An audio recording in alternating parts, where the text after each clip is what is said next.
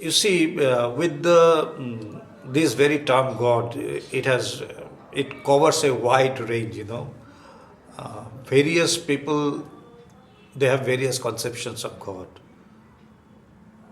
Different in different religions, there are different conception of God.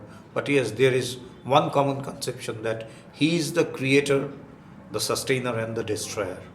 So, but even in one single religion, you will have different conceptions of in persons having the or following the same faith.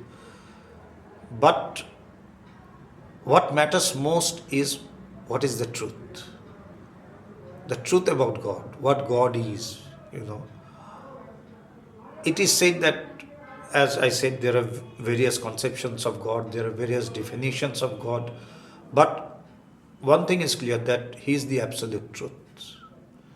And truth is synonymous with God. We know love, truth, they are synonymous with God. But as we tread the path of spirituality, our conception about God changes. You know, like uh, there is a very beautiful analog given, like a child when he reads in class 2 or 3, if you tell him to subtract 5 from 3, he will just come to you and say, teacher, you gave me a wrong maths. 5 can never be subtracted from 3. And he will say, oh, I'm sorry, my dear, it is 5 minus 3, you have to subtract 3 from 5. And then he will say, or she will say it's 2, and he will give her the correct marks. But at the same time, you know that according to your knowledge, 5 cannot be subtracted from 3.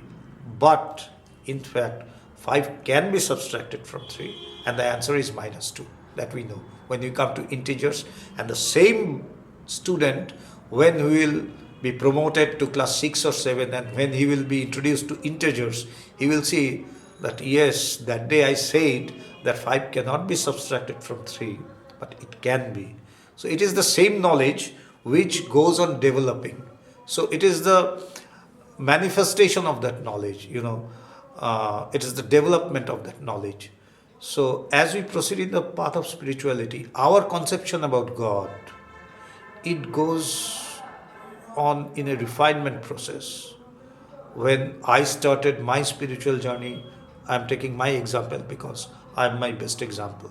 So when I started my journey, I had a very different conception of God, like He can do anything and everything, and means what not. But as I went to Bhagavan, I came to know about Vedanta, I came to know about spirituality.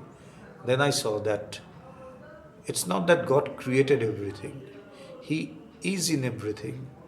And further when I went, I saw that it's not that He created everything and He is in everything. He is everything. So it's not that He just created this world. He is everything. And furthermore, when we go to the ultimate place where you enter into that realm of, I will not call it a mental state because there is no mind. It is known as the thoughtless state of mind, which is known as realization of the self or realization of the supreme truth. Then you will see, in fact, there is no creation, as I said.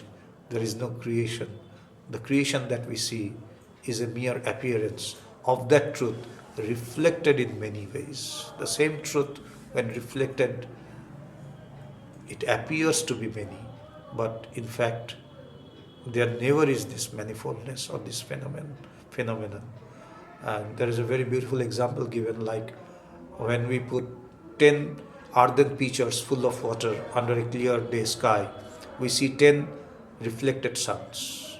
On each of the pitchers on the water, we see on the surface of the water suns reflected. So there are 10 pitchers and we have 10 suns. But the reality is there are never 10 suns. If we break 2 pitchers, we will see 8 pitchers and 8 reflected sun. If we go on breaking one after another and we are left with just 2 pitchers, we will see 2 pitchers and 2 reflected sun. We break one more, there is 1 pitcher and 1 reflected sun. When we break the last pitcher, what remains cannot be spoken. We will say there is only one sun, real sun. But you cannot say one real sun, because when there is only one, there is no speech. It is beyond mind and speech, because mind, speech means duality. When you reach the non-dual plane, then what remains, the absolute truth, which is known as God, Atman, Brahman, self, consciousness, whatever term we may give to it, but it never matters. It's neither God nor consciousness. These are all words which we give, or which we try to indicate something. The real thing is not that. It's neither God nor truth nor anything what we say. Those are mere words with the help of which we try to indicate that. So when we enter into that realm of thoughtless mind, so it's no more a mind, because when there is no thought, there is no mind. But still, in order to express it, we say it, the thoughtless state of mind. Then we will see that there is no creation. There is one reality, so to speak, because as I said, it is inexplicable, but there is no mind, no speech.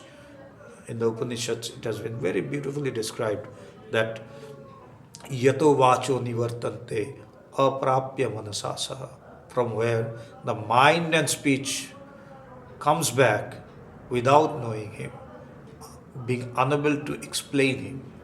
So when there is no admission of the mind and speech, you cannot describe it, because it is with the help of these two that we describe anything.